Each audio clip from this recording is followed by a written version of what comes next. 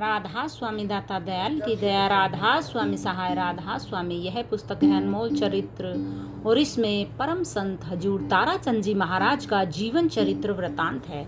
अभी तक हमने इस पुस्तक के 314 पेज आप लोगों तक पहुंचा दिए हैं और आज हम स्टार्ट करने जा रहे हैं पेज नंबर 315 से। हर एक घटना से पहले उसके बारे में एक टाइटल लिखा रहता है। राधा स्वामी, जिसने अपना सर्वनाश करना है तो वह आश्रम में पार्टी बनाए। हम लोग तो मारे मारे फिरते हैं, पहले एक डेरा बना लिया, फिर दूसरा, फिर तीसरा, फिर बताओ क्या होगा। मैं कहता हूँ कि ये सतगुरु मेरे ऊपर दया करना, मुझे इन डेरों के जाल में न फंसाना। मैं काम बता देता हूँ, जो भागी हैं वे अपने आप ही काम कर लेते हैं। मैं इन डेरों से बंधा हुआ नहीं हूँ। भिवानी के डेरे से तो मेरा चाचा साधु राम बंधा हुआ है, उसने ही यह काम किया है। सारा काम इसी के जिम्मे है, मालिक इसकी जिंदगी अच्छी लगा दे। वह निष्पक्ष आदमी है, मैं निश्चिंत हूँ। आश्रम के लिए कोई भी पार्टी मत बनाना। आश्रम में तो वह पार्टी बनाए जिसने अपना सर्वनाश करना है। आश्रम में पार्टी बनाना तो बड़े भारी जल्लाद का काम है और बड़ा भारी जुल्म है। आश्रम में पार्टी बनने के कारण वहाँ का सत्संग भी पीछे रह जाता है। राधा स्वामी, 20+9 यानी 29 नियमों का पालन करे, उसका नाम बिश्नोई, यानी 20+9 बिश्नोई। मेरा सत्संग धानोठी गांव में था, वहाँ काफ़ी बिश्नोई आए हुए थे। वे बोले, महाराज जी, हमारे ग्रंथ में यह लिखा हुआ है कि बिश्नोई को ही सद्गुरु धारण करना चाहिए। बिश्नोई के बिना कभी भी उद्धार नहीं होगा। मैंने कहा, यह बिल्कुल ठीक है, मैं भी यही कहता हूँ। जिसका गुरु बिश्नोई नहीं है वह कभी भी मोक्ष में नहीं जाएगा। बिश्नोई के बिना न कभी उद्धार किसी का हुआ है और न होगा। मैंने पूछा, आप बिश्नोई किसे कहते हो? क्या आप बिश्नोई जाति को बिश्नोई कहते हो? जाति तो जाति ही है, यह तो हमारी बनाई हुई है। मालिक की बनाई हुई जाति तो दो ही हैं, स्त्री और पुरुष। इन सभी जातियों को तो हमने बनाया है। यदि तुम हमारी बनाई हुई जातियों पर भरोसा करते हो तो कभी नहीं तिर सकते हैं। मालिक की बनाई हुई जातियों पर विश्वास करो। इसलिए हम तो यह कहते हैं कि बिश्नोई बहुत ऊंची चीज है। कबीर, दादू, स्वामी जी महाराज सभी बिश्नोई थे। तुम तो बिश्नोई जाति का नाम लेते हो। यदि कोई बताने वाला आता है तो लड़ना शुरू कर देते हैं। कोई जाति से बंध गया है, कोई मत से बंध गया है। जो 20 और 9 नियमों का पालन करता है उसका नाम बिश्नोई है। यही बात हमारा आर्य धर्म कहता है। जो 10 नियमों का पालन करता है उसको दसई कह देते हैं। हमारे यहाँ तो बस 4 ही नियमों का पालन कर लो, इनमें सब कुछ आ जाता है। संत मत में तो यही बताया जाता है, पर हम बंध जाते हैं। हम उस मार्ग पर नहीं चलते हैं जो हमें अपने घर ले जाता है। सारी जिंदगी मत्था टेकते टेकते वक्त गुजर जाएगा, परंतु हाथ कभी कुछ नहीं आएगा। राधा स्वामी, आश्रम के पास पवित्रता होनी चाहिए। मैं बैठा हुआ ये शब्द गा रहा था। गगन में आवाज हो रही झीनी झीनी जी, सुनता है कोई ब्रह्म ज्ञानी रे। गगन में आवाज हो रही झीनी झीनी जी। मेरा ध्यान एक दुकान पर चला गया। तुम्हारे भिवानी आश्रम की तरफ 4 दुकानें खुली हैं। सत्संगियों, एक दिन मैं उस दुकान पर चला गया। उस दुकान पर एक टोकरी में बहुत अंडे रखे हुए थे। मैंने कहा, हे मालिक, आपने यह क्या किया? क्या अंडे रखने के लिए यही जगह मिली थी? मेरा ख्याल वहाँ चला गया। फिर मेरा ख्याल सिरसा चला गया। सिरसा इसीलिए चला गया क्योंकि आज सिरसा वाले बड़े बेधड़क हैं। उनके स्थान पर उनकी इजाज़त के बगैर कोई दुकान लगा लेता है तो वे उसको उखाड़ फेंकते हैं। वे परवाह नहीं करते, और अगर अंडों की दुकान उनके क्षेत्र में मिल जाए तो वे उसे बर्दाश्त नहीं करते हैं। महाराज मस्ताना जी के परिवार के सत्संगी विचारों के इतने पक्के हैं, मेरा वहाँ ख्याल चला गया कि हमारे तो सत्संगी फिर भी इतने सीधे हैं, हम किसी को कुछ भी नहीं कहते हैं, पर उन लोगों को खुद ही सोच लेना चाहिए। मैंने जिस दुकान पर अंडे देखे थे उसको कहा, ए दुकान के खोलने वाले और खुलवाने वाले, आपको कुछ तो सोचना चाहिए था कि यहाँ सत्संग होता है और सत्संगी आते हैं, और आपने यहाँ अंडों की दुकान खोल ली है। आपको तो यहाँ ऐसी चीज़ों की दुकान खोलनी थी कि चीज़ें देखकर ही सत्संगी खुश होते और आपकी बढ़ाई करते कि हमारे पास इतने अच्छे पवित्र आदमी भी रहते हैं। इसलिए संत महात्माओं की दुआ भी खराब कर देती है। स्वामी जी महाराज के साथ ऐसे ही मामले हुए थे। हुजूर महाराज ने कहा, महाराज यहाँ ऐसी ऐसी दुकानें बन गई हैं। उन्होंने कहा, कोई बात नहीं है, हम इन्हीं के लिए आए हैं, ये सब चले जाएंगे। और वे ख़त्म हो गए। जो स्वामी जी महाराज की दृष्टि में आए वे फलते फूलते रहे। सो संत मत के जहाँ डेरे होते हैं, मंदिर, गुरुद्वारे या सत्संग घर के पास में जो अंडे मीट की दुकान खोल लेता है वह कभी भी फलीभूत नहीं होता है। मैं सवेरे की असलियत बात कहता हूँ, आश्रमों मंदिरों के पास पवित्रता होनी चाहिए। हमारे ये देव स्थान हैं, और यदि गंदे काम करते हैं तो गिर जाते हैं। राधा स्वामी। राधा स्वामी। अपनी मर्यादा और कर्तव्य को आप पालो। मैं कर्तव्य पालन का हक बताता हूँ, तुम कर्तव्य पालन नहीं जानते हो। अपने कर्तव्यों को तो तुम भूल गए हो, इसीलिए तो सड़ कर मरते हो। तुम्हारा कर्तव्य बहुत पवित्र जीवन बिताने का था, राम और कृष्ण जैसी औलाद पैदा करने का था। तुमने तो बिटोड़ों की औलाद पैदा कर दी। फिर कहते हैं कि बेटा मारता है, सिर फोड़ता है।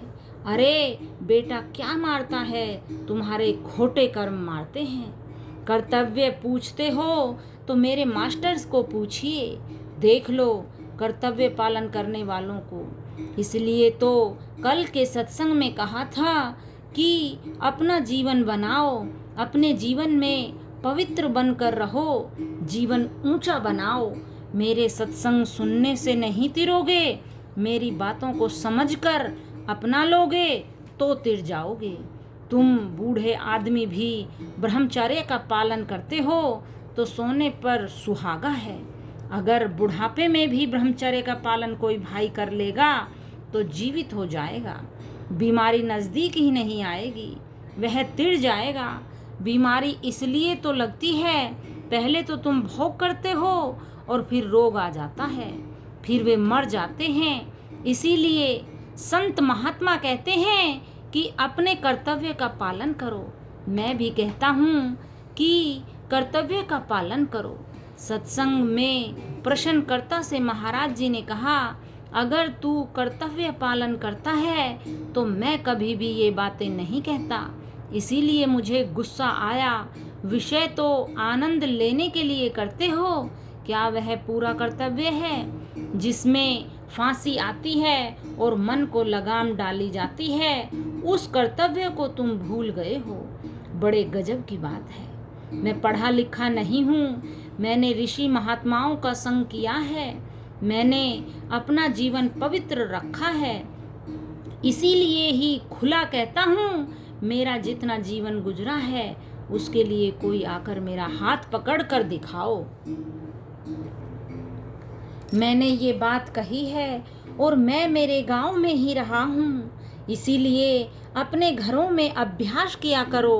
कर्तव्य यह है कि ब्रह्मचार्य का पालन किया करो, सदाचारी होकर रहा करो, औलाद के लिए अपने घर जाया करो, औलाद के लिए ही कोई कर्म किया करो। ये आनंद ही तुम्हारी फांसी है। तुम्हारा धर्म, शिक्षा और वेद तो यह कहते हैं कि औलाद के लिए जाया करो। ये जो अपने आप को कहते हैं कि हम ब्रह्मचारी हैं, उनसे बड़ा ब्रह्मचारी तो गृहस्थी होता है। ब्रह्मचारी को तो किसी औरत का चेहरा भी नहीं देखना चाहिए और सेज भी नहीं देखनी चाहिए, तथा उसकी कोई बात या श्रृंगार भी नहीं देखना चाहिए। स्त्री के पास बच्चे के लिए जाओ, तुम्हारा शास्त्र देखो क्या कहता है। क्या तुम सब ही उस कर्तव्य को भूल गए हो? जब बच्चा गर्भ में आता है उसी वक्त से यह प्रण करना चाहिए, आज से हमारा बहन भाई का नाता है। कर्तव्य बताता हूँ, 9-10 महीने में बच्चा पैदा होता है और वह बच्चा 3 वर्ष तक दूध पीता है, तब तक ब्रह्मचर्य का पालन करो। फिर जब बच्चा दूधी छोड़ देता है, उस वक्त एक रत्ती से बच्चा हो जाएगा। कर्तव्य तो तुम्हारा यह है, पर तुम तो विषयों के कीड़े बने पड़े हो। तुम तो अपने जीवन को बर्बाद करने लग रहे हो। तुम कोई औलाद थोड़े ही पैदा करते हो। अरे स्त्री जाति में बेशक कर्तव्य ही की भावना हो, तुम भाइयों के अंदर तो कर्तव्य की भावना है ही नहीं। मैं इंसान हूँ, मुझे सब का पता है। मैं यह बात बता देता हूँ कि कर्तव्य को संभाल कर रखोगे तो जीवित रह जाओगे। यह मेरे सामने बोल पड़ा तो अच्छा रहा। इसने कहा है कि बच्चे पैदा करने का तो हमारा कर्तव्य ही है। इसने चलते वक्त आग को पलीता लगा दिया है। तुम्हारा यह कर्तव्य किसने बताया था? 2 औलाद पैदा करो, ज़्यादा करो तो 3 कर लो, चाहे 20 पैदा कर लो, पर 20 ही रत्ती दो। एक रत्ती में ही एक बच्चा पैदा हो जाता है, फिर भी विषयों में लग जाते हो। क्या यह तुम्हारा कर्तव्य है? तुम अपनी छाती पर हाथ रख कर देखो, क्या तुमने अपने कर्तव्य का पालन किया है? कर्तव्य तो तुम्हारा यही है। तुम तो कृतघ्न बने बैठे हो, तुम डिग चुके हो। मैंने ऐसे ऐसे आदमी देखे हैं। तुम अपना कर्तव्य पालते हो तो उसमें ही ब्रह्मचर्य का पालन भी हो जाएगा और वह औलाद कभी भी धोखा नहीं देगी। तुमने शास्त्र सुने हैं, मनुस्मृति में भी कई ऐसी बातें आती हैं। राधा स्वामी। मास्टर को अपनी माता जी के प्रताप से ही मेरे पास 15 वर्ष हो गए। माँ बाप का सत्संग बेटा बेटी के काम आता है। सवेरे की बात है, मास्टर तो मुझे कभी देखा तक नहीं करता था। ज़्यादा तो मैं क्या कहूँ, यह मेरे पास रहता है। इसकी माता जी के विचार बड़े पवित्र थे। वह छुप कर सत्संग में आया करती थी और इनके मोहल्ले में इनके बुजुर्ग उसको धमकाया करते थे। पर आज उस माता जी के प्रताप से ही इसको 15 वर्ष हो गए हैं, मेरे पास रहता है। यह इतना अच्छा है, मैं सवेरे सवेरे इसकी बढ़ाई करता हूँ। मालिक इसकी इज्जत बनाए रखे, इसके विचार पवित्र रखे। राधा स्वामी। तुम्हारा कुणबा पक्का है। ये सत्संगियों, अब मेरे विचार दूसरे ही रहते हैं। मैं यही सोचता हूँ कि या तो मैं अकेला ही ऐसी जगह पर जाऊँ कि किसी को पता ही न लगे, या मेरे दिल में यह भी आती है कि मैं किसी से भी बात न करूं और एकांत में चुपचाप पड़ा रहूं। पर मैं क्या करूं, यह गले पड़ा ढोल तो बजाना ही पड़ता है। यह मेरे वश की बात नहीं है, यह गुरु महाराज जी का हुक्म है। यह ड्यूटी मुझे निभानी पड़ती है। किसी ने कहा हमारा कुणबा कच्चा है, मैं कहता हूँ तुम्हारा कुणबा पक्का है। काम तो यूं ही चलते रहेंगे, तुम्हारा काम बहुत बड़ा चलेगा, क्योंकि आप लोगों की कुर्बानी है। जब तक तुम इतनी कुर्बानी करते रहोगे, तुम्हारे काम में कमी नहीं आएगी। मेरी कुर्बानी भी इस बात के लिए थी कि इस प्रकार के डेरे बन जाएं, इस तरह सत्संग हो और इस तरह भंडारे चलें। मेरा विचार है कि यहाँ शांति रहे और मालिक हर वक्त दया करता रहे। यहाँ पर तो महाराज सिवृत लाल जी ने मोती बिखेरे हुए थे। इन मोतियों को इकट्ठे करने का काम था। हालांकि सिवृत लाल जी ने ऐसे मोती बिखेरे हैं कि यदि इन मोतियों को समझ लिया जाए तो भजन की भी जरूरत नहीं है। तुम्हारे जितने भी ग्रंथ हैं, इनमें उनके लिखे हुए 1 या 2 ग्रंथ ही काफ़ी हैं। कबीर योग बनाए हैं, कबीर बीजक नामक योग, राधा स्वामी योग बनाए हैं। उन्होंने ये बड़े भारी ग्रंथ रचे हैं। महर्षि जी ने तो लिखने की हद ही कर दी। उनकी रामायण देखो, कितनी गूढ़ रामायण है। राधा स्वामी। आज इतना ही। वीडियो को लाइक करना ना भूलें। Thanks for watching.